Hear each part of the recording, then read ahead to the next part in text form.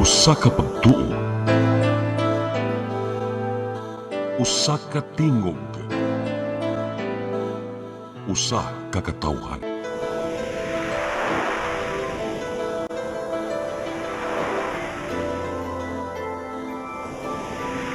Cebu Catholic Television Network.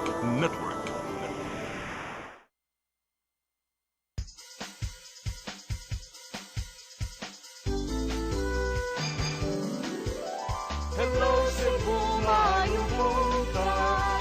Yaksunta ang kahayag nga nagsugid sa matuod, nadagan sa panghitabo. Hello Cebu, maayong buntag Pinoy.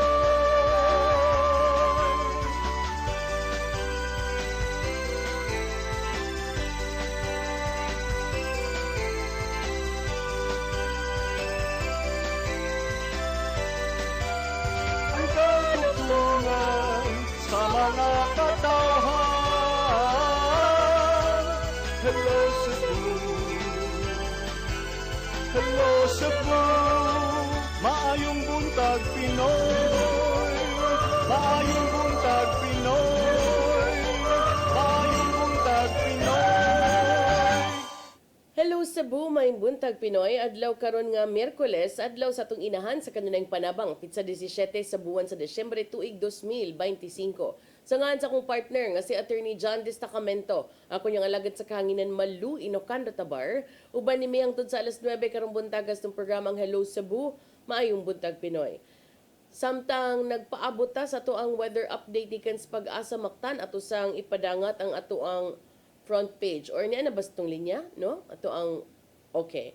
Atong dawaton ato ang weather update ikan sa Pag-asa Mactan ni ako stong linya Sir Jomar Aclarino. Good morning.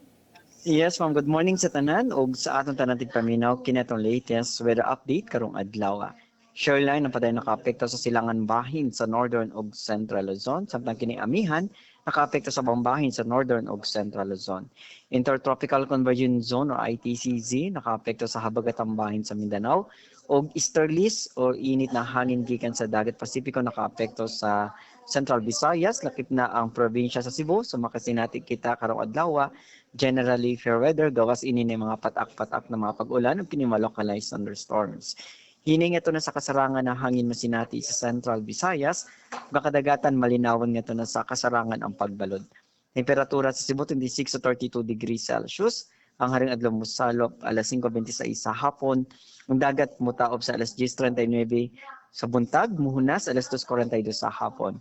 Philippine Standard Time alas 8:06 sa buntag ikan diri sa Mactan, Pag-asa Visayas, DOST Jomar Aclarino.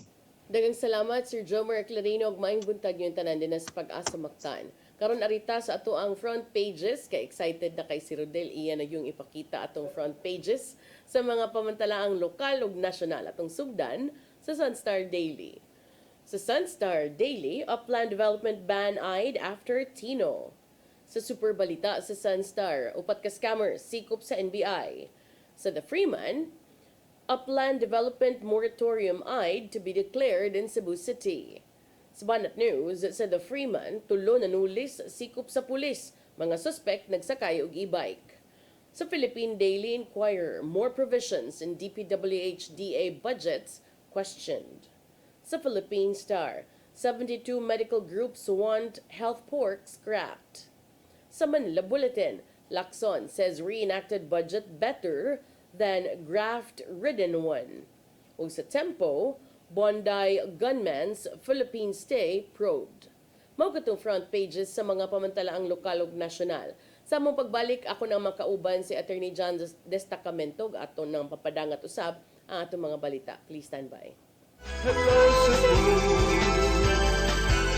hello Cebu, maayong buntag Pinoy, maayong buntag Pinoy, maayong buntag Pinoy.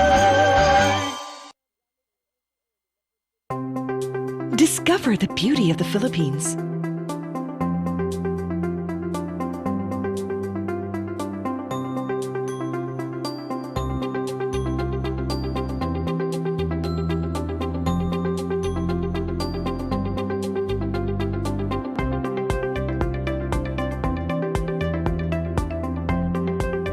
with Philippine Airlines, the country's flag carrier.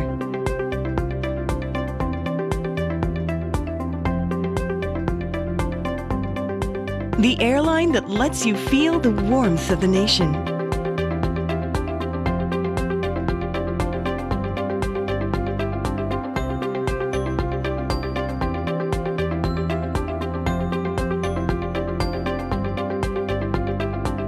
Mabuhay!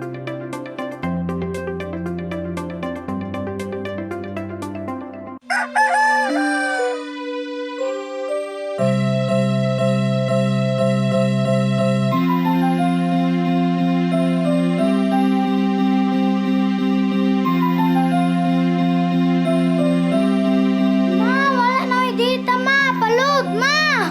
Sorry ma'am, na late ko. Nangita pa mong ko para internet sa kong anak, ma'am. Ay, wala na yung problema. Pag sinisibo. Sinisibo, sinisibo.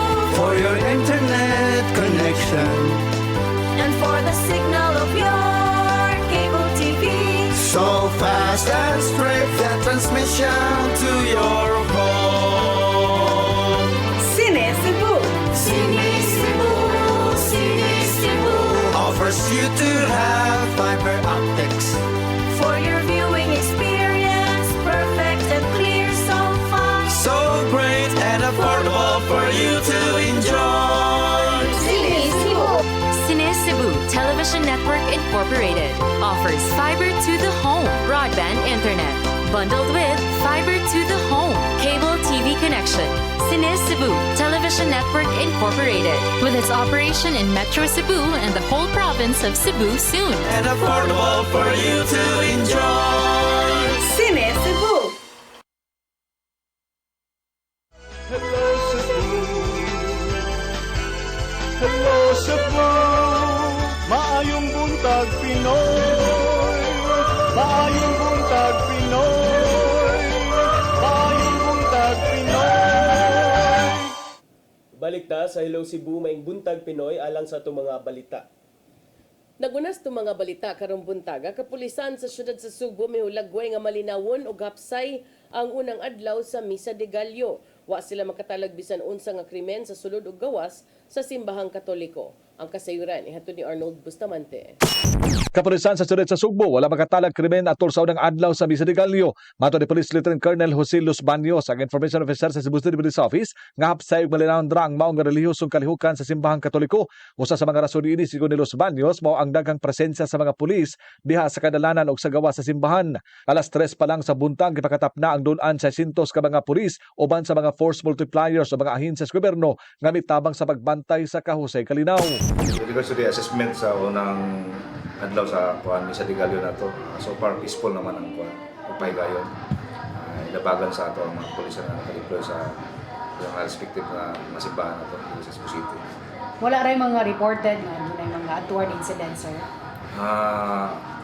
This morning, wala may na-receive na ini untoward incident sa ipagayon na Misa de Gallo. Nakita hinaw ni Los Baños nga iguraag ang mga pulis nga gipakatap sa mga simbahan ug wala na sila'y rason nga mag-adjust sila sa ilang deployment. Apan matag kadlawon kung doon makita nga lapses, mamahimo nga muhimo sila ug adjustment aron nga makorhian ang ilang sayop. Tanang gamit sa kapulisan sa syudad sa Sugbo ang ilang gigamit sama sa sakinan, motorsiklo ug ang ilang drone pagsiguro kadali sila malutsan sa mga kriminal nga mosakay sa panahon. Same lagi apon, sir. Time to time, i-evaluate na mo ang situation. Maybe na-so adjustment kung makita na mo kailangan lagi mag-adjust.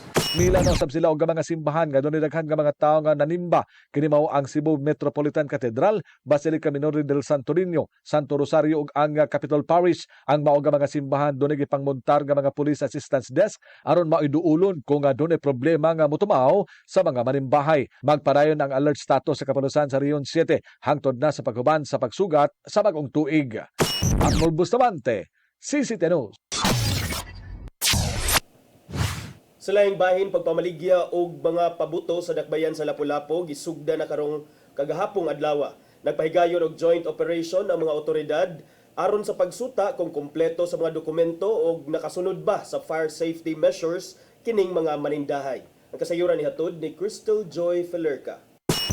Nagsugod na karong adlaw ang pagpamaligya og firecrackers ug pyrotechnics sa Lapu-Lapu City. ang designated retailing zones magikan sa iskina kinalumsan sa Barangay Kanhulaw paingon na sa New Tacan Road sa Barangay Babag. Tungod ni ini, nagpahigayon og joint inspection ang Lapu-Lapu City Police Office, Regional Civil Security Unit 7, Bureau of Fire ug Barangay Babag ngadto sa mga stalls nga nagsugod na sa pagpamaligya og pabuto sa New Tacan Road. Kini aron sa pagsuta kung kompleto sila sa mga dokumento ug kung nakasunod sila sa fire safety measures, kung diin kinahanglan 6 metros ang gilayon sa matag stalls ug kung aduna sila fire extinguisher ug tubig. Matod ni Luz Viminda Aldo, ang presidente sa Kaabag Fireworks Retailers Association, nga karong tuiga adunay 82 ka mga stalls ang namaligya og pabuto sulod sa designated retailers zone. Kaganihang buntag, pipila pa lang ang nagsugod sa pag-display tungod kay ang uban nagtrabaho pa lang sa ilang mga tindahan. Usa sa nag-display kaganihang buntag mao si Bella Tan, kung diin matod pa niya nga tag 20,000 pesos ng ilang abang sa pwesto karong tuiga ug 5,000 pesos kini nga pagsaka kung itandi sa nilabay nga tuig. That is good, get me dali no nga ni abang mi og within 15 days sa anang 20k. So we are praying and hoping makulot po amo ang paninda. Nautongta nga bisan sa katong mga naagian nato dili nga punta mo tangan paglaw no. Matod ni Police Colonel Antonieto Cañete, ang officer in charge sa LCPO, nga base silang inspeksyon aduna sila'y namatikdan nga wa pa makasunod sa fire safety measures apan dugang paniya nga masabtan pa kini sa pagkakaron tungod kay mao pay pagpang-display sa mga manindahay ug wa pa sila nakaplastar. Okay man, no? But we have to strictly implement sa aming rules and regulations. Especially pa nag-start sila nga mag-operate yun. Yung first day pa man kanang daghan lagi diri mo palit pa. So we will closely monitor them and impose a proper observance of safety sa public. Sigun usab ni Fire Superintendent Arnel Abella, ang Fire Marshal sa Lapu-Lapu City Fire District, nga kinahanglang mapatuman gyud nga way mga stalls duol sa panimay ug mga establishmento. Nibutyag si SFO2 Lord Jimbil Parba, ang station commander sa Babag Fire Station, nga aron kini hugot nga mapatuman matag adlaw na ang ilang pagpahigayon og inspeksyon. Kada nami violation makita sa ilaha, amo silang i-reprimand, amo sad silang giingnan nga once ma-violate lang sila sa sabot based sa guidelines nga atong ibatuman during sa seminar nga gikandak namo nila is pwede na mo ma-revoke ilahang mga certificate o clearances o certificates. Crystal Joy Felerca, CCTN News.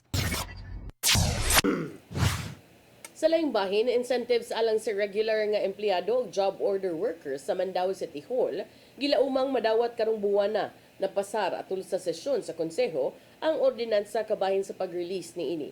Mga detalye sa report ni Mary Rose Sagarino. Sa special session sa konseho sa syudad sa Mandaue kaganinang buntag, gituki o gipasar ang duha ka ordinansa, ang paghatag sa service recognition incentive sa mga regular nga empleyado sa Mandaue City Hall nagkantidad og 20,000 pesos ug ang gratuity pay alang sa mga contract of service ug job order employees nga moabot sa 4,000 pesos ngadto sa 7,000 pesos magdepende sa gidugayon sa ilang serbisyo. Ang ordinansa pagpatuman sa administrative order ni Presidente Ferdinand Bongbong Marcos Jr. paghatag sa maong mga incentive, pag-ila sa kahago sa mga empleyado sa pagpatuman sa nagkalain-laing programa sa gobyerno o paghatod sa mga serbisyo ngadto sa katawhan. Matod ni Konsehal Joel Seno nga ang budget kuhaon sa General Fund sa Mandaue.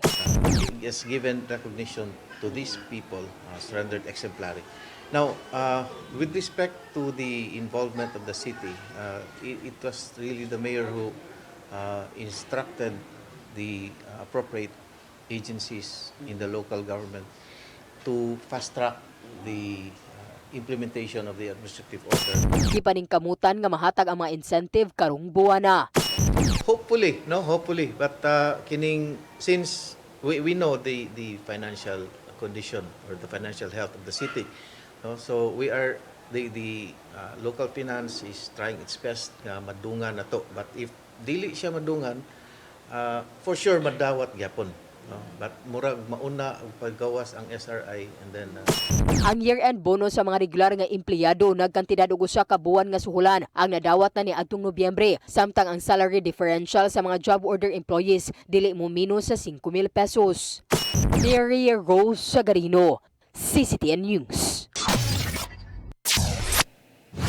Sa pagpadayon sa itong mga balita, pagpanubag sa mga opisyal human sa grabing pagbaha tungod sa palpak nga flood control projects, gipanawagan sa Alpha Phi Omega Fraternity. Gipaagi sa ilang protesta ang ilahang gipaagi sa ilang protesta sa bantugan nga oblation run sulod sa UP Cebu campus. Ang kasayuran nihatod ni Gian Navarro. Gipagi sa inilang oblation run ang panawagan sa grupong Alpha Phi Omega kun Apo Fraternity nga panubagon ang mga opisyal sa gobyerno nga nalambigit sa pagpangurakot. Moabot sa 50 ka mga lalaki gikan sa Apo Cebu ang nagdala sa ilang placards inubanan sa hubo nilang lawas sulod sa University of the Philippines Cebu campus. Gipadangat nila ang kasagbuyo ngadto sa gobyerno tungod sa mga palpak ka flood control projects nga mao'y nakaingon sa daghang kinabuhing nakalas. Gipanginaw nila nga pangsilutan ang mga korap nga opisyal kay sila man ang nalambigit sa maong hiwing binuhatan. Ilabi na nga nahikawan ang ubang mga sektor sa mga batakang serbisyo sa gobyerno, apil na ang edukasyon.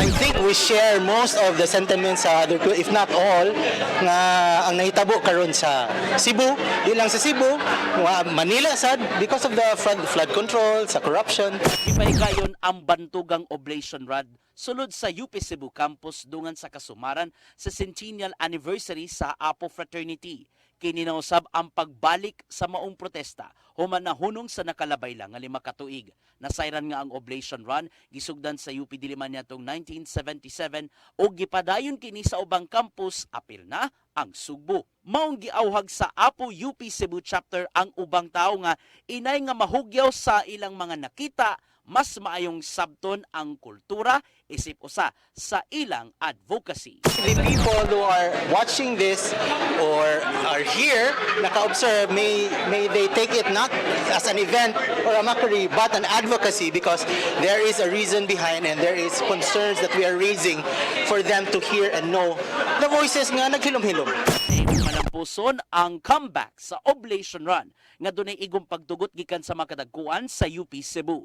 Giangop pinuon kini sa ilang chancellor nga si Attorney Leo Malagar isig pagpamatuod nga nabuhi gyud ang gawas ng pagpadangat sa ilang kahingawa sulod sa tunghaan. Magpasalamat sa Alpha Phi Omega Fraternity nga ni pabalik ni nga kahigayonan nga ma-express kung unsa ang mga issues nga ron nga kinahanglan like academic freedom, accountability, ug uban pa nga mga issue nga dapat natong dadon.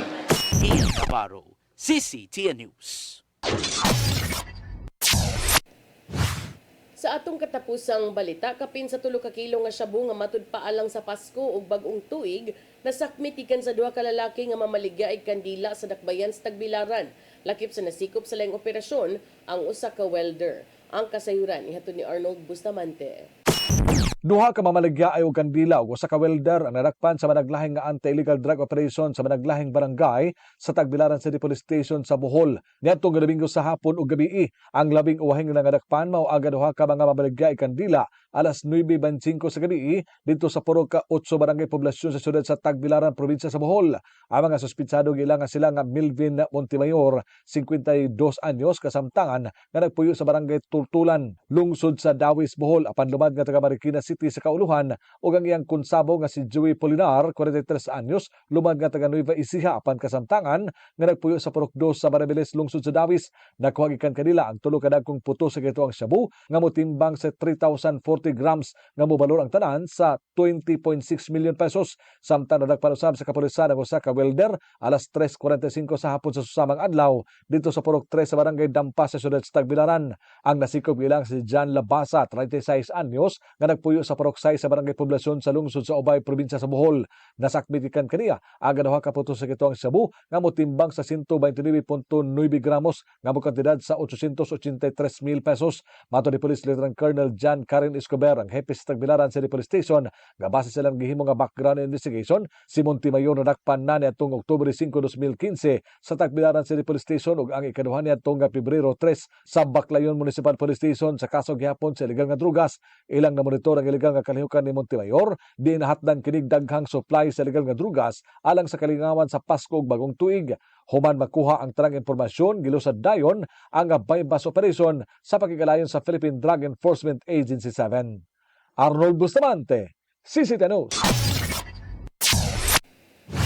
Mao katong mga balita nga nahipos ng kaubanan si CCTN News and Public Affairs Team. Yung katong nakita kagapon sa mga balita sa Sayri 47. Unya, attorney. Unya. So saan ning kuanon, hisgutan. Ato ning ipasupot partner. Pero meron natong topic kining daghan man gud ang nagbagot-bot partner nga mga kining pasahero kay matod pa nila kuan man kuno nagkahinay or lisod ang pag-book og mga ride-hailing apps nowadays. Now, we don't know, kay karon ang timing ra ba ron, padung ra ba Christmas holidays partner, so that could be one factor. Pero matikdan ko nila partner nga it has been increasingly becoming difficult to book. Nya dahil napay uban nga murag nag-insinuate nga gipangtuyo ni nila kay magpaabot ko nga mahatag og tip. Depende siguro sa ride-hailing app. Kay na may uban nga kuan mo ingon pa ka na, di ba, na may uban, there's what is called kanang auto-accept attorney. Kanang unsa man ang auto-accept partner. Kanang you don't need to, di na kakinalan mo desisyon, dawaton ba niya na kung di. Kay ang Set up system na sa mismo. system. Okay. Oo nga, automatic mo sulod, madawat kina nimo. But there are other apps nga kanang depende sa driver. Ana mo sud ang kuan. Ang hukus-hukus kung ana mo sud ang tip-tip nga kanang to me ang tip man gyud is kana bang pare na mo kaon kag restaurant ba kung nakauyon ka sa service pwede ka mo tip. So dili na siya obligado ang customer nga mo tip, no? But kung mo tip ka like ako tig-tip man ko kanang because ganahan ka magpasalamat sa nag-serve nimo. So kanang ang uban man gud mahug og barato paminawon pero mo dako ra gyapon ang mabayaran tungod sa tip. Di lang ko mag-name names ha because of my kanang kuan, because of my affiliation with some of these kanang kuan. Yeah, but ang gipasabot man gud partner kay magpaabot na kana imong tip nga giingon is ihatag na siya after or before. Supposedly. After. Ang uban mo ngon mang baghuat man, ang uban man gud attorney maingon nga kanang muad lang ko. Ana ba? Ad. Okay. So dili lang kuan. Yeah. So, I don't know, partner, what's the usual traffic karong mga panahona nga padung og Pasko, pero kinisad ba nga problema sa mga commuters nato? This should not be just a problem nga atong itugyan or atong i-attribute dito sa mga kuan partner, sa mga ride-hailing apps or mga operators. I think sir, it's also important to consider kanus ang nagsugod pila ka buok kay it's so easy to say. I could also be just one member of the media niya naglisod lang og book and then I said nga naglisod man og book. Di ba? Naarabayin ana partner kay unsa to pag-quantify? How do you quantify? I mean, bago ra man gud tag nagskwilag ka ng paper. So, how do you say that na make it sound like it's a fact? And then, how do you prove nga tinuod yun? Like, sa imuhang pag-book og 30 ka times, ang na-serve 5 lang. Or sa imuhang pag-book, every time, 2 ka oras imong hulat. Murag inana ba? Na magigiingon diri sa report and kini dili ni kuan na publish yun ni siya sa pamantalaan. Yan dayon nang interview sila og mga usual nga mga passengers nga ang ilaha vox pop, people on the streets, man on the street. Nga ilang go-to nga mode of transport is kini mga ride-hailing apps. But that's why also ato niingon ko nga it's important to know the details because remember you can tagbagyo. Nabay uban nga, di ba? Wa ta kay baw kung napabato ilang motor, napabato ilang auto, wa pa ba naguba, wa ba na damage sa baha. That could also be the case, no? Or ang uban because it's Christmas, mura sad nag other holidays nga mugamay ang mga tao kay manguli po ng probinsya. Okay, namo giingon diri nga ang system kuno kay di ba makita nimo asa tong mga available nga I don't know with the system sa inyo ha but na ako sa naka-experience ko ani nga makakita jud ka kung asa sila dapita daghan man ngadto ang mga naay mga nagmotor-motor sa ilang system pero despite the large number of active riders walay mo accept. I don't know sad kay ang uban pod depende pod kay pwede ra man sad ka magbutang dirag icon nga daghan kaayo nya di day na actual people. Nya unsa may sa iingon sa LTFRB ani partner kay kung mga taxi pa or mga public conveyances pa like the ordinary mga PUJs or PUVs dili ra ba ka makabalibad partner? It depends. Mm. Because if it is four-wheel, it is under LTFRB. If it is two-wheel, it is not. Asa mi sila? It is still under pilot study by the technical working group composed of katong mga agencies, so not under a particular government agency sila. Okay. Minaw tanim mo kay public policy. Kasi imo ra man gitis. Pero kung four-wheel nga mga ride-hailing apps, kay kuan naman duha naman ni kaklase ang ride-hailing apps, di ba, na may four-wheel, kaning Motor. TNVS, o kaning two-wheel, kaning motorcycle taxi. Motorcycle taxi. Okay. Both kanang ride-hailing. So ato sa Kay tan-aw ride-hailing is something that you refer to booking and then musakay ka. So kana ambot no, wala sad ko kay baw kung kuan partner kining maybe kato imong giingon ganina basig ang reporter kay naka-experience ag medyo dugay But di gid ko mahibong pod kay Pasko man ting sakay daghag mga tao like gahapon ako nagbuko. Wala ko nagdagsakyanan even if nakoy sakyanan kay nakoy giadto nga lugar di ko sure og nabay parking nagbook ko. Unya pag mo nagbook ko pauli. Unya okay ra. Office. Okay naman. Naman di ay statement ang Move It nga gi-send dito sa Sunstar Cebu. Nya ingon sila nga, ma'am, ang kuan manggod ang kining availability sa rider magdepende na siya sa daghan nga factors, time of day. Kay di ba kung rush hour, then weather conditions pod og volume of booking requests. So ang Move It kuno is continuously improving its system aron to better direct riders to high demand areas. So but kini siya, this is just like looking at the kanina sa tan-aw na sa dato ang bigger picture partner mga murag it's a symptom of the lack or absence of a dependable nga public transport system in Cebu. Nga kaluoy sad sa ato ang mga commuters nga atong isalig sa mga habal-habal, sa mga ride-hailing apps. Ang problema sa usa ka syudad nga dako nga syudad nga highly urbanized city nga kini. Of course natural lang. Attorney, Pila ni sila kabuo. there are some nga kanang like in the case of namo gud ni Cap, attorney. So the supply or the availability of these numbers, be it two wheels or four wheels, kanang four wheel magdepende sa LTFRB. Wala gyud sila ni open pa og bagong slots this year.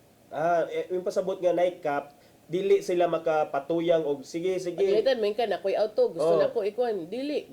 Mag-agad ka sa LTFRB kung mo-open ba sila slots. Openings. Nya ang mga motor kaning mga motorcycle taxi. Maupod. Same Kay naagiset nga Cap ang technical working group. Technical working group sa unsa nga agency ni partner ang TWG? Kuan ni siya, composed of different katong agencies, LTO, multi-agency nga kuan TWG. Sila ni conduct adtong pilot study ba. Unya kanang gilangkuban ni sa DOTR, LTFRB, and I think LTO man sa Dugay naman ni ang pilot study partner. Kanos aman ni mahuman? In the absence of a law kaning motorcycle taxi law, magpadayon pa to siya kay mao man to siya yung untay part of that study ang mahimong basihan sa pagpakuan. Gihimong basihan sa pagkanang hatag og mga rekomendasyon ngadto sa buying time sa dining mga kuanda. I don't know with them. I-forward na ninyo resulta kay Actually, I don't know kung anong dugay sad kaayo ang gobyerno na naman tato sugda na. Before pandemic I think. Taod na. Kay dugay na kay ni nga gi-push pod lain-lain nga mga kani Move It angkas kanang Maxim is not what I don't know but ang Maxim naman sila technicality. Joyride ang ako nahibawan nga approved sa Cebu. So kana sila daghan man. So tanaw ni nato kay mo lagi daghang factors man partner but well sa kung naaga ni kuan kung nagpaabot man gani sa tip ayaw ka konsensya sad mo kay sa mga lean days ra ba lean months magyaw-yaw sad mo diha kung wa say pasahero magluya mo pangdaginot. Actually ang depende pod sa company no kay ang company pod mo subsidize man in the form of kanang incentives. For the number of rides that they get, and is the one also that pushes for demand, like in the case of kanang getting more customers. Mao nang na mga promo codes kanang mga inana. Kanang mga promo codes, discounts, etc. Di man na siya ingon nga out of thin air. That's an investment also of the company to entice more customers. Nagisgot ka gahapon partner og katong mga agricultural products nga idirekta na nga gikan sa upland barangays padung na diri sa mga opisina sa Patag. Karon sa ato na lang sa pagbalik di partner. Another thing about upland barangays kining mga developments didto murag ilang sang pugnan. Lunay moratorium magi-push ang City Council.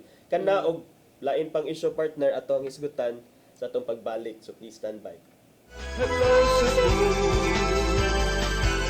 hello Cebu, maayong buntag Pinoy, maayong buntag Pinoy, maayong buntag Pinoy. Discover the beauty of the Philippines.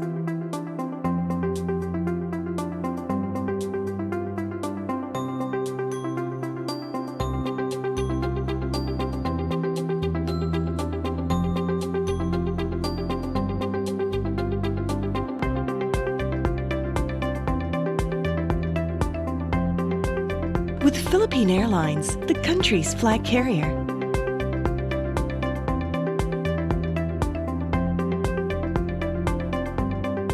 The airline that lets you feel the warmth of the nation.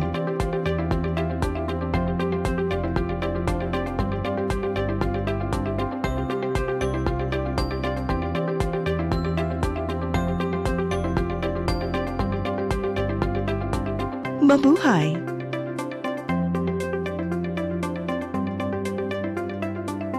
Your path to a new start. Nutrition, Exercise and elimination. water, Sunlight.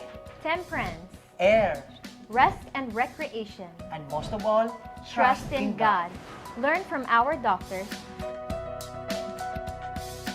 Be blessed by the testimonies of our overcomers. Ang inyong programa, Alam sa may sakit, walay sakit, ug dili ganahan magkasakit. Ozone Med Wellness Clinic New Start. Mapapanood every Saturday 8 to 9 a.m. Og ang replay airing matag Miyerkules 1:00 hangtod 2:00 sa hapon. Dinhi lang sa CCTN Channel 47. New Start, Ozone Med Health and Wellness Talk.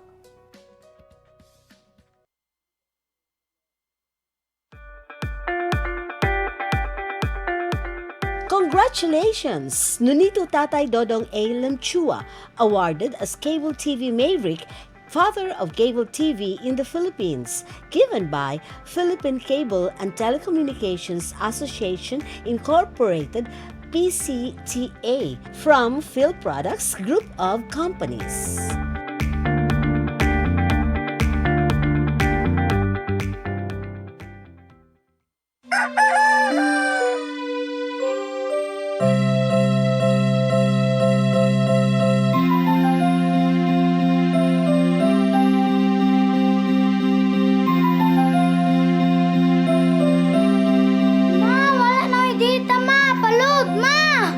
Sorry ma'am, na-late ko.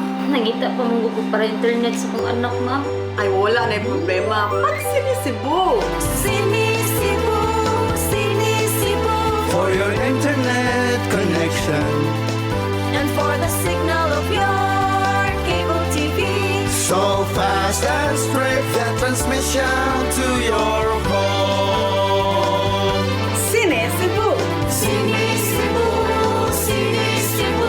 Offers you to have fiber optics. For your viewing experience, perfect and clear so far. So great and affordable for you to enjoy. Cine Cebu Television Network Incorporated offers fiber to the home broadband internet bundled with fiber to the home cable TV connection. Cine Cebu Television Network Incorporated with its operation in Metro Cebu and the whole province of Cebu soon. And affordable for you to enjoy. Cine Cebu. Hello Cebu, hello Cebu, maayong buntag Pinoy, maayong buntag Pinoy, maayong buntag Pinoy. Balik ta sa Hello Cebu, may buntag Pinoy. Sa ato nang gihisgutan gid niya partner sa Daghan man taghisgutan. Charis. Ubay-ubay gid kag mga nakuha nga chika sa imong warang adlaw. Unsa imong sunod Kato hisgutan? lagi sa Monterrasas de Cebu moratoryo. Dili not necessarily Monterrasas, no, but pag session sa Cebu City Hall ni adtong Lunes, si Konsehal Joel Garganera ni padangat sa iyang privileged speech ug nag-awhag sa executive branch to immediately impose a moratorium on all future upland development projects. Kini nga sugyot, gusto nila nga temporaryong ihunong matud pa ang mga kalihukan sa maanang slope cutting, quarrying, hillside construction, especially those kuno identified as posing serious risks. Ang resolusyon ni Garganera ni nagtinguha nga makahimo og comprehensive review of existing policies and projects sa di pa mo luwat og bisan unsa nga permit or clearance. So kani siya para nako is very important kay kita man ta sa damage no sa bagyong Tino no nakita nato, and a lot of it is gikan sa bukid kay wa may baha nga magsugod sa ubos padung sa taas, patay tatanan sa ubos. So karon kaning daghag na nga matay sa nahitabo sa bagyong Tino, karon ang gusto nila nga mo resulta aning moratorium nga makatabang sad siya pag-ensure nga safe ang mga tao. Unya di pud grabe ang epekto sa ekonomiya sa Cebu. So number one gid kuno nga punto is to mitigate disaster risks.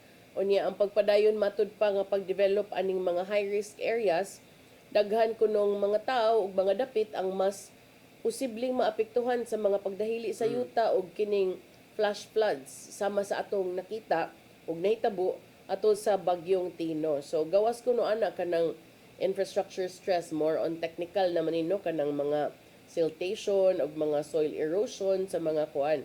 So kani matud ni Garganera, kini nga lakang is not meant nga mupakgang sa kaning growth sa dapit, but to ensure nga ang development nga mahimo is responsible and sustainable. So para nako okay ko ani, ganan ko ani, and at the same time main tagparisan sad siya og strict implementation and political will nga ablihag balik ang mga sapa nga gipang encroach na og mga infrastructure.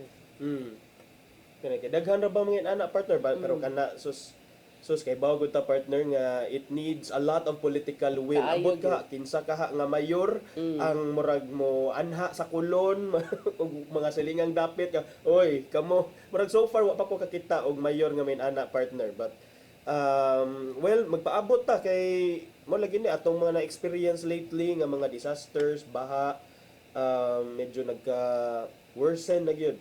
So, kaning moratorium partner, unsa man sad ni kadugay kay hisgot man to kinahanglan comprehensive niya. Of course, will you stop that forever? Well, ingon man to temporary, pero for how long is it going to stay? Kay imo sa nang ibalanse sa ato asang the needs sad no sa development or progress sa Cebu kay of course stagnant sad ta.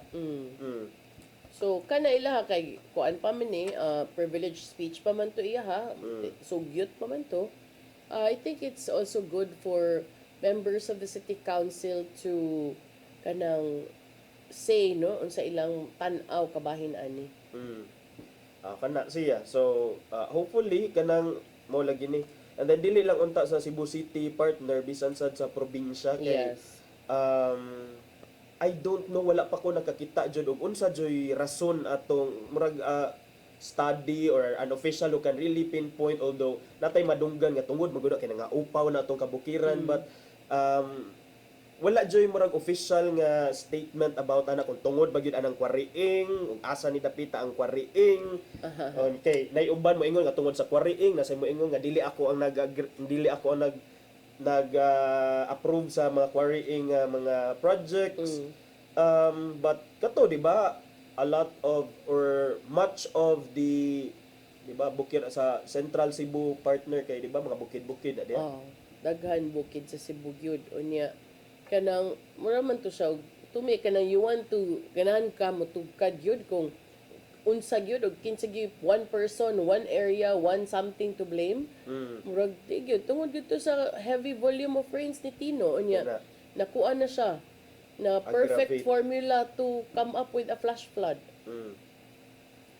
So kana. So nag-contribute to tanan gikan sa Koreeng ngadto sa kaning dam nga nangapuno na ug kanang mga ganing na mabaw na ang mga sapa. Oh, kana pud. Babaan sa pa mo ni awas. Ya diri sa ubos nga bahin nagbara ang basura kay mga bulayog kay mga tao di kabaw mo labay sa basura. Unya napay mga building imbis mo easement mo encroach man hinoon. So mo na siya. Ato na lang sa nang i-tan-awon unya kung unsay development anang upland development ban or moratorium nga gusto karon ilang hingusgan diya sa konseho sa Dakbayan sa Sugbo. Napaka-ipuno ana partner.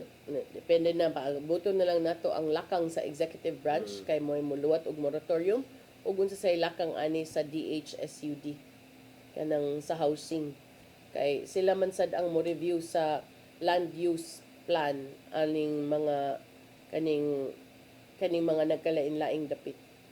Yeah.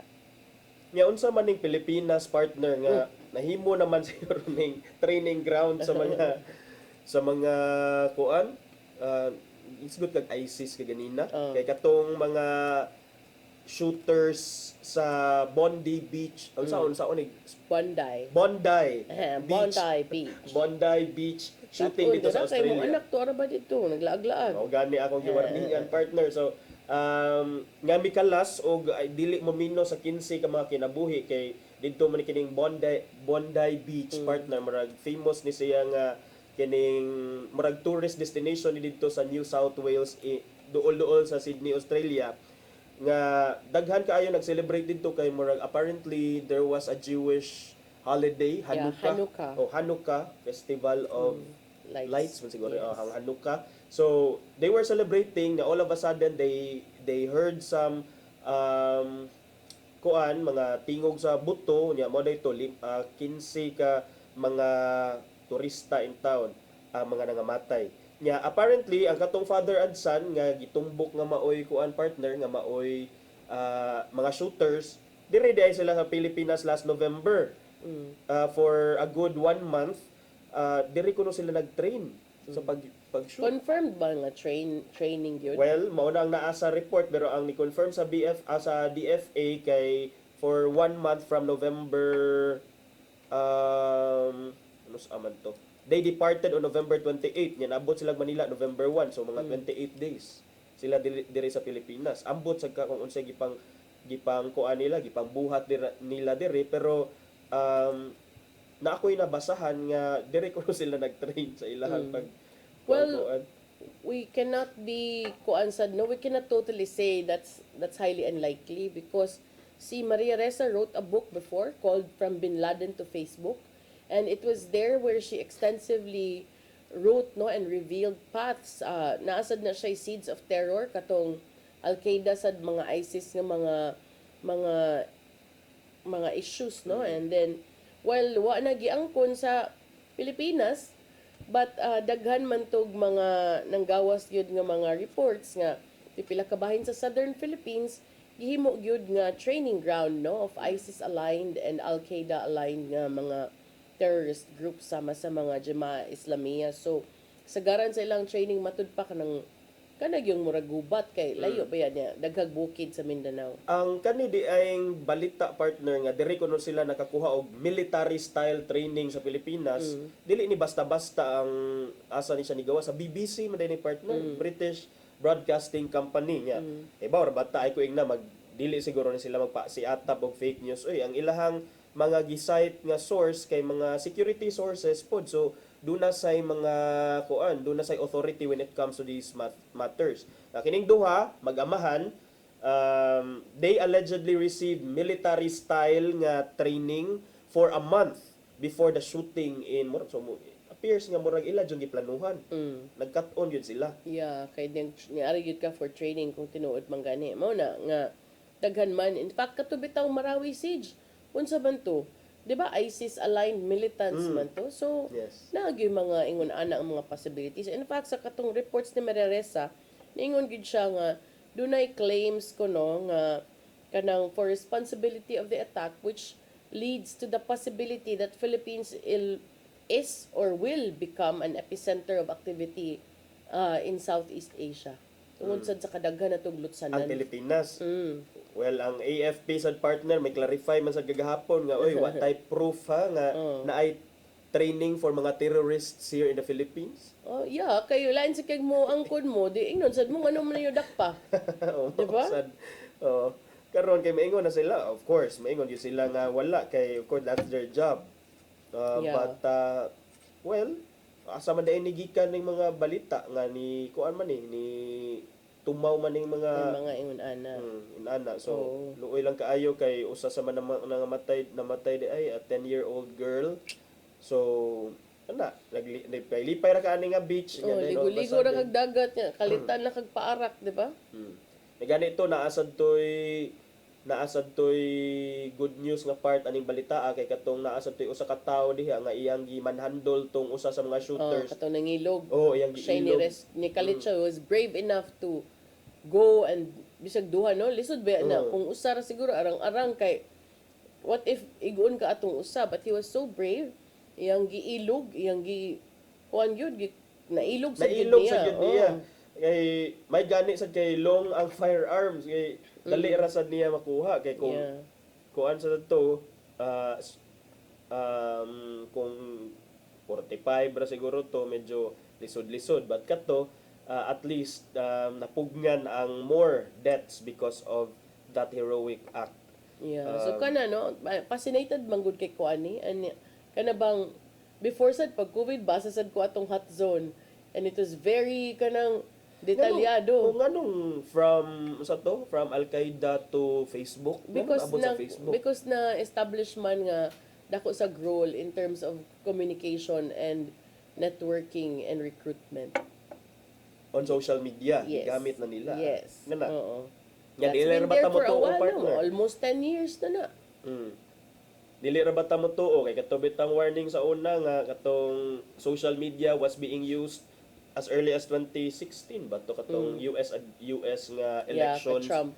Katong Trump and then lo and behold pag 2022 sa ato pag 2016 sa ato pag 2016 moving forward to until 2022 murag ni-adapt man ta sa mga gitambuhat dito sa US nga murag bardagula na kaayo sa social media.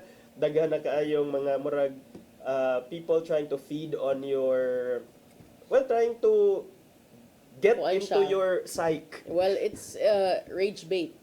Rage bait. They bait you into getting angrier and then the algorithm feeds you more things that will make you angry enough to do something. Yeah, well, I think that's also one of the reasons why ang Meta has been actively hiring public affairs people to handle the kanang brewing pressure from government for regulation. Kaya in other areas like Australia, regulate na sila. There is a ban already on minors accessing Facebook. And here in the Philippines, come January, there will be a new member of their legal and public affairs team. Kay nagkuan sila. Namayrit sila. Partner, napamtay igong oras. Taliwala aning mga diskusyon, taliwala ning debate kung pila man joy ihatag sa mga nagkadaiyang ahensya sa gobyerno, kung pila jud nga budget ang ihatag for 2026. Ni float na sad ni ang proposal nga why not i-reenact na lang nato ang 2025 budget kaysa mag 2026 budget na sad taon dahil bisa kinsa na sa diha ang nipa-float. Mo na gyud usik-usik ra mo sa inyong oras sige debate. Okay, potentially draft ridden 2026 spending plan naman sad kuno kay daghan man sad sila nakita nga mga red flags.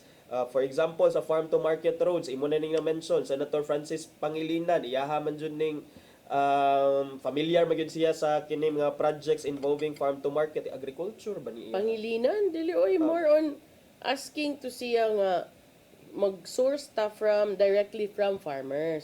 Okay. But it just so happened, kagahapon partner, it was also Senator Francis Kiko Pangilinan ang niingon nga dunay mga farm-to-market projects nga billions of pesos kuno ang worth of items nga wala na properly identify sa project sa budget nga gi-propose sa ehekutibo, with some revised from what the Senate approved on third reading. Na pangkunoy mao na ni gipang-revise nganong pag third reading na revise naman siya padung sa BICAM.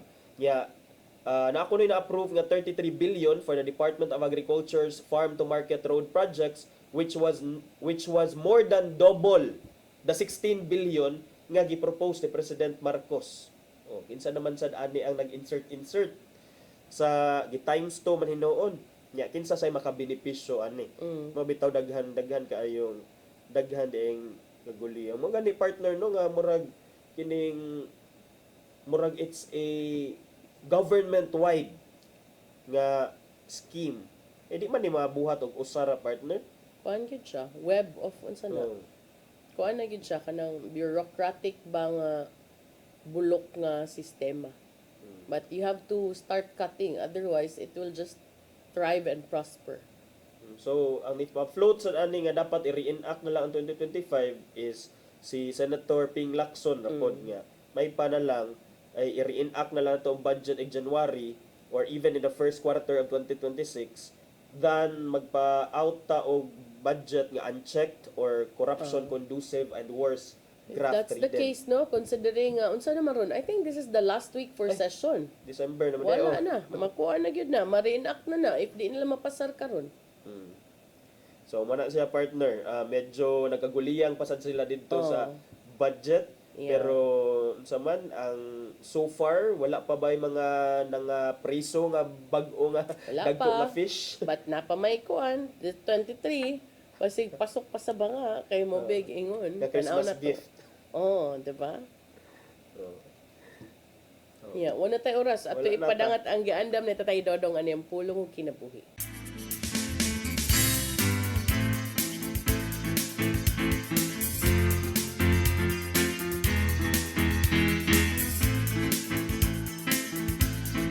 Ang pulong mo, ang diwat sa dalan ko. Ang tao, lalaki man o babae, himo sa dagway sa Ginoo. Kini ato mabasa sa Genesis 1:26 na nagingon, unya mingon na usab ang Dios. Buhaton nato ang tao nga sama sa atong dagway. Tungod ini kay ang Ginoo gugma. Kinanglan nga kita makamausab nga may gugma o kita. Yatagan o katakos nga may gugma sa atong isikayngon sa atong silingan. Daghan ang nahibaw ning maong sugo apan nagpakabutabungol lamang. Nganong wa ka man kaha makahimo nini. Tungod ba kay wa ka makaila kung kinsa ang imong silingan? Sa balang kasulatan nagtudlo si Jesus sa sambingay nga sa mayong Samarianon. May pare ug usa ka Levita nga nakagay niya tong tawo nga gibunog sa tulisan ug ila kining kilabyan. Sa Lucas 10:33 ato mabasa, apan may usa ka Samarianon nga nagpadaw niadtong adlaw niyagi sa tulisan. O sa pagkakita niya sa tao, naluoy siya. Dayan na lang nga ang Samarianon mo'y nakaila kung kinsa ang iyang silingan. Ang imong silingan mo kanang tao nga dili ikaw ang nagpili. Hinoon, ang Ginoo mo'y naghatag niya kanina. Magsuon mo kini pulong nga naghatag og giya sa atong kinabuhi. Pagampo kita. Lagi nung ramahan. Pasaluwa kami nga wa magpakabada sa mga tao nga imong gipili nga mahimo namong silingan. Wa namo mahimo ang among katungdanan sa pagtabang ngadto mga nagkidanglan. Bukha karon ang among mga mata o ang mga dunggan karon kami makahimo sa unsay imong gusto nga among pagabuhaton. Amen. Ang samahan sa anak sa Espiritu Santo. Ang pulong mo, ang diwat sa dalan ko. Pulong og kinabuhi ni Tatay Dodong Limchua may nagtapos sa atong tulumanon. Dagang salamat sa Philippine Airlines. Thank you Archbishop Alberto Uy, Nanay Diana Lim Chua, ug Tatay Dodong Lim Chua. Dagang salamat Sir Dennis Tabart, mga kaubanan sa TOC, Sir Robert, Miss Inday, Sir Matmat, Miss Mabel, Miss Joanne. Sir Michael, Sir Rodel, Sir Raymond, ug Sir Ferdy, salamat. Salamat sa iyong pagpakiuban. Ako si Malu Inocando Tabar. O si Attorney John Destacamento. Magkita tayo balik ugma sa itong programang Hello Cebu, Maayong Buntag Pinoy. God bless us all. Hello Cebu,